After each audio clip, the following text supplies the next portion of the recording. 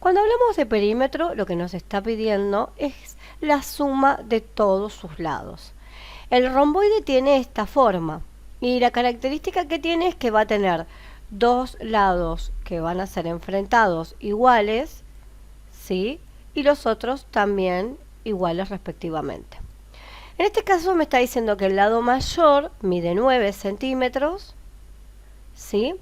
Y vamos a poner ahí, y que el lado menor mide 3 centímetros. Bueno, vamos a calcular. Dijimos que el perímetro es igual a la suma de todos los lados, y yo puedo hacer 9 más 9, o bien 9 por 2. ¿Por qué por 2?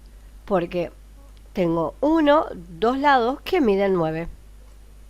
Y le voy a sumar la multiplicación de la medida que tiene este lado por la cantidad, son 2. O bien puedo hacer 9 más 9 más 3 más 3, el que les sea más fácil. Tenemos 9 por 2, 18, 3 por 2 son 6. Perímetro es igual a 8 más 6 es 14, 24. 24 centímetros. Así de fácil calculo el perímetro de este romboide. Gente, hemos terminado. Espero que les haya sido muy útil, que lo hayan comprendido. Espero sus likes, sus comentarios y que se suscriban al canal.